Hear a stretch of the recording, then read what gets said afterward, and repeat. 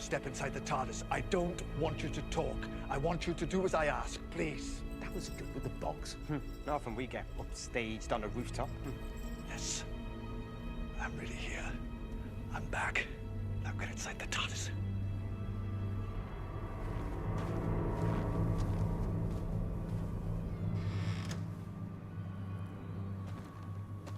I know what this is. I know what's happening. And I know what's at stake. I don't think you do, Doctor. But I promise before this Christmas Day is done, you will be glad of my help. Happy Easter. Oh, cool exit line, though. Be sure to save some room for a tangerine, Doctor. Nobody likes the tangerines.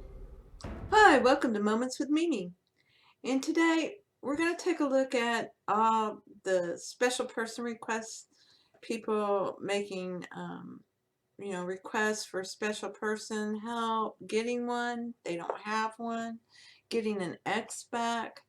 These are all requests for love. And these people are being told it's time to wake up. And unbeknownst to them, they've gone and read The Secret. They watched the movie. They don't know why this is happening to them. They go to the laws to try to figure out how to get a special person. And then it's like, wait a minute. This shit works for me right and left. And it's not working for me here. What the hell? And it's about accepting who you are, and that you are the vessel for God. That's who Rita is. That's the role.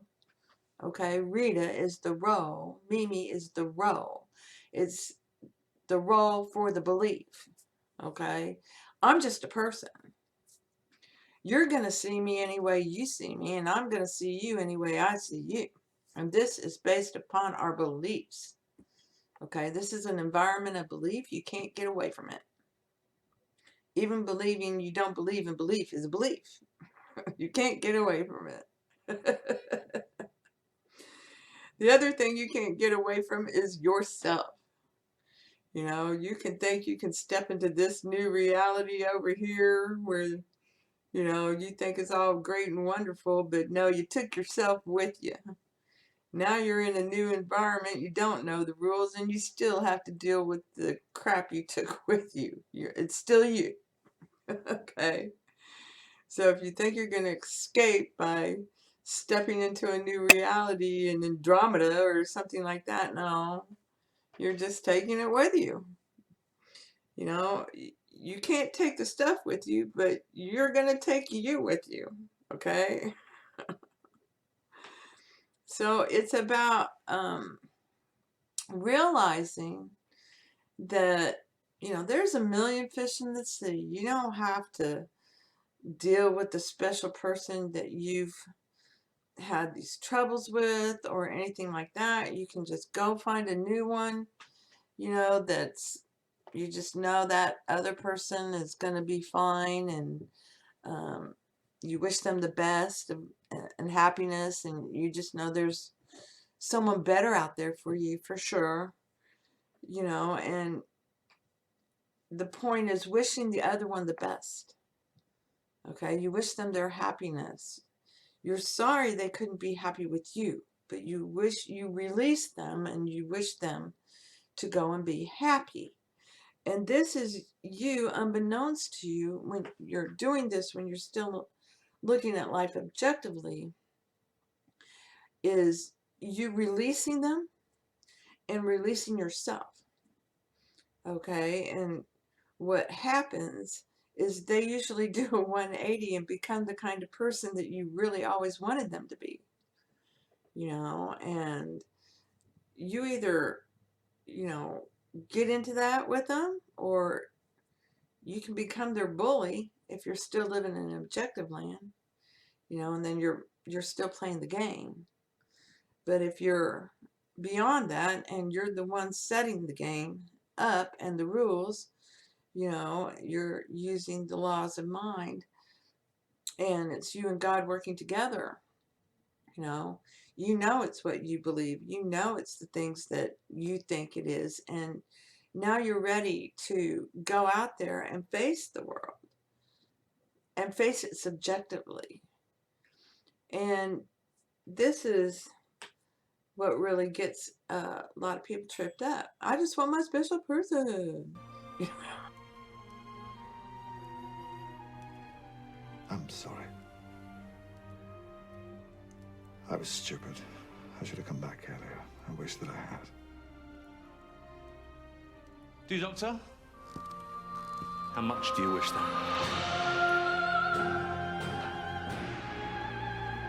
I'm not still. Wakey, wakey.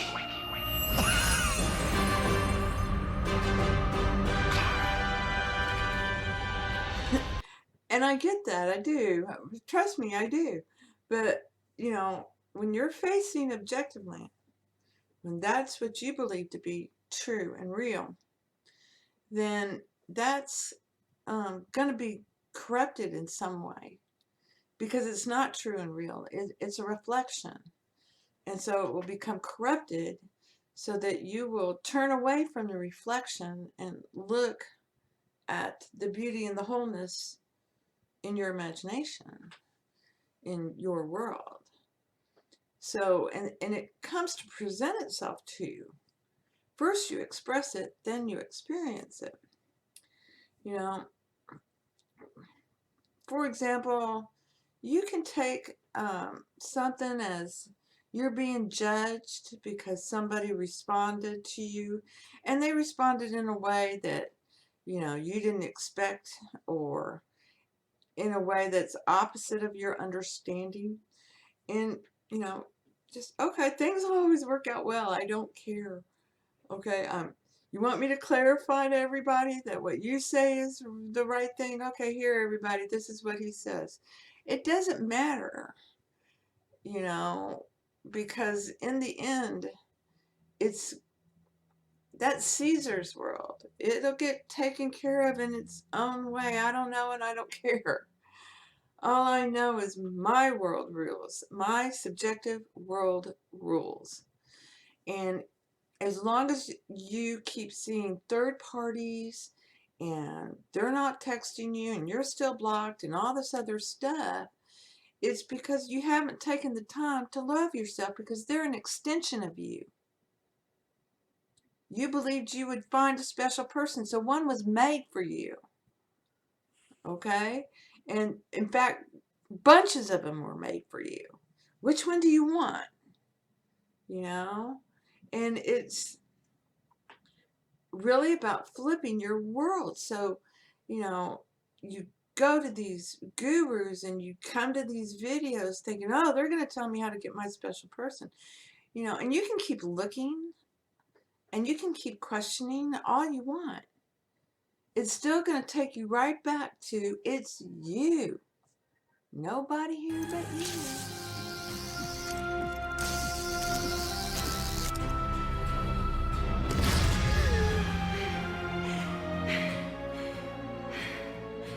Doctor, am I young? No idea.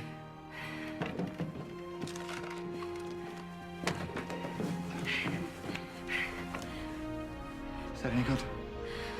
Oh, that's good.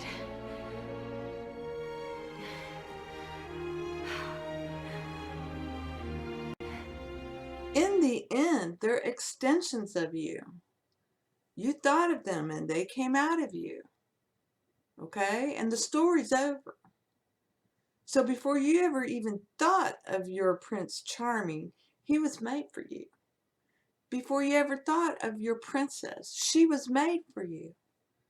Okay? She's made for you. The story's over. There's only one being here. You didn't have to imagine him, except that's your desire. He's already here. When you accept your desire, here he comes. You know, and the natural way humans do this is they just talk it up. And wouldn't it be great if we got back together again and we just have a good old time and it'd just be a blast. I'd love it, you know, because he's really the greatest. He's the best. And then you drop it. You drop it. Desire comes up. You know what? I don't give a shit if he comes or not. I just don't care. I know that it's all good and things always work out well for me. And I surrender. I'm not thinking about this anymore. I don't care. I don't care. I just know it'll all work out. Things always work out well for me. I know God and man to the rescue. I know it's going to all work out. And you drop it. It tries to come up again. I'm done thinking about this. I know that he's coming. He's my man and he'll reveal himself sooner or later. I don't know when. I don't care. I'm not thinking of this anymore. It'll happen when it happens. My dad used to say, oh, look at that speeder. He hurries up and stops at the same light as the rest of us. And we didn't go 90 miles an hour and hurry up and stop, you know? And that's what we're doing. We're hurrying up, hurry. Stop. And the other guy's just tootling along. The light's turning green as he gets there, and he never has to stop. This is the story of the tortoise and the hare. You know, you just keep loving yourself, and you keep loving your world. And if that desire comes up, I accept my desire. Thank you, Papa. And go right back, you know, doing your thing. I know it'll all work out. He'll get here when he gets here. And just keep on trucking. He'll get here when he gets here. Merry Christmas, Doctor. Merry Christmas, Clara Oswald.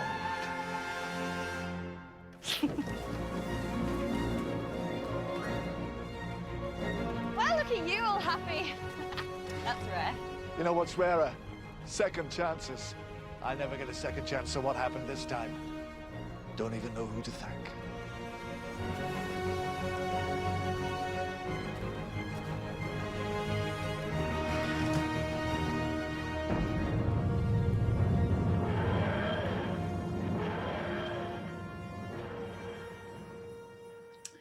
So, you know, you're either possessed by the desire and, you know, you just keep seeing everything on the outside and that he's not here and all that other caca, you know, or you step back and you start realizing you ate the pill, okay, and you're being guided and led to people who are telling you, go love yourself.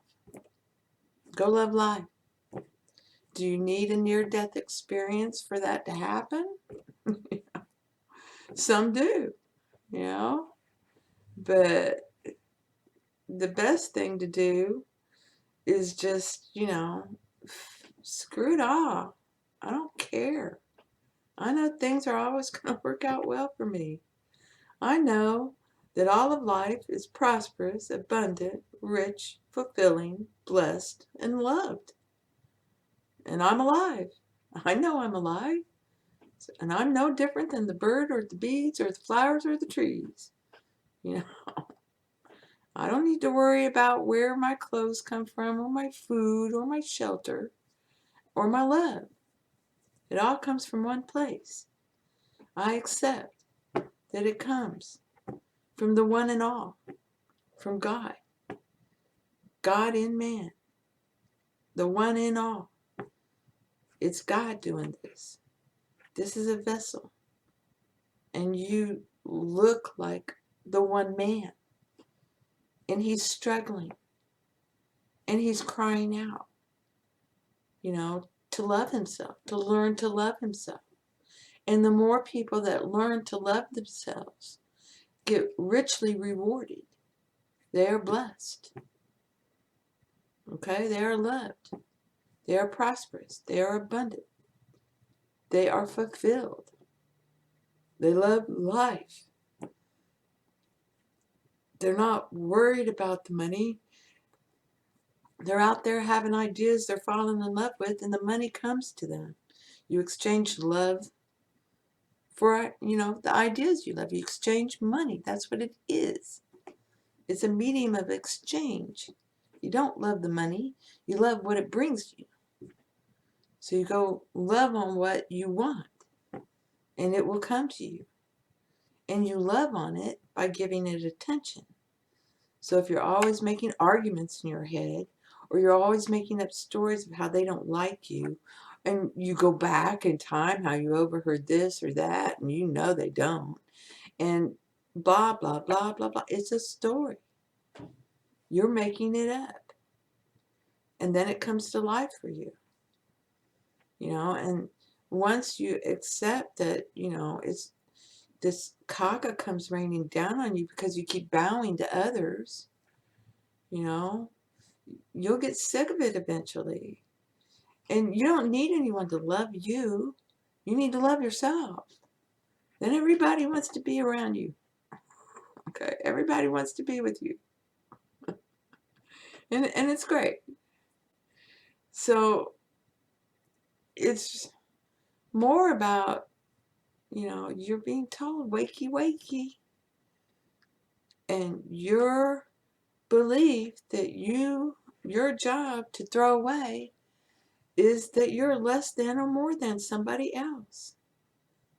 And that your love is, that you're not worthy of it. And you're magnificent. You're worthy of it. You deserve the best. We all deserve the best. Now what I think is good and what you think is good is two different things, and that's okay. It's all relative. Okay? You like this, you don't like that, that's okay. We can still love each other. I don't care what you believe. Believe whatever you want. In my mind, you're going to be the best, always. I believe in the best of men.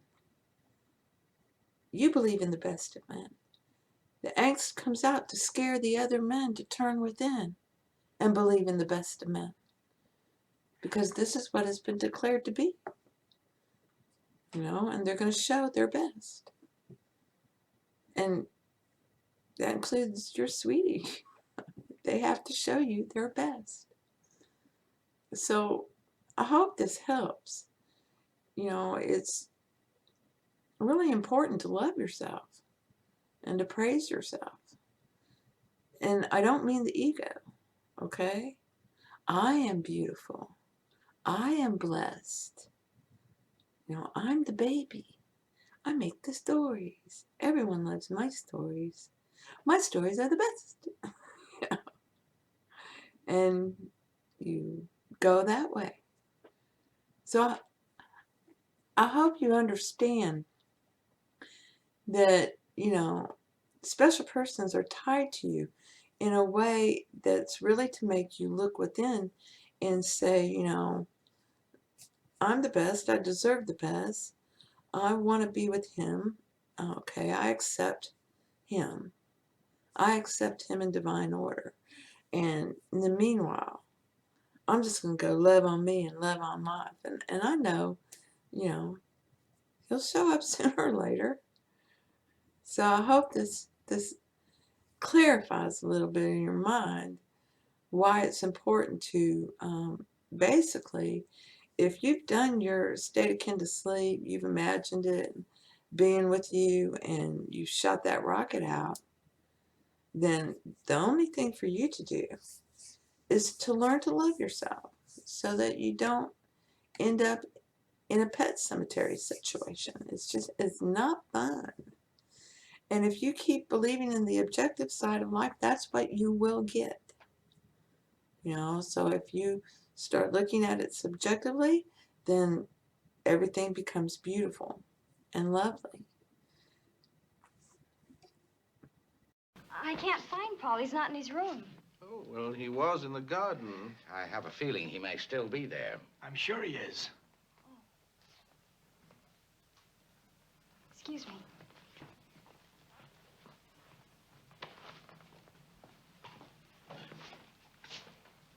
Who's that young lady?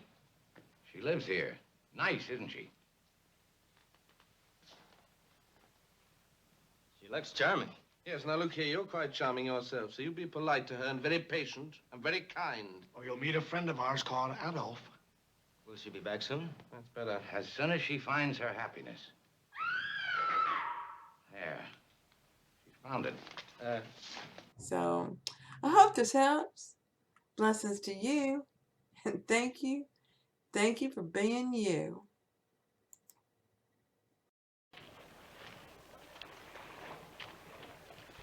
Merry Christmas.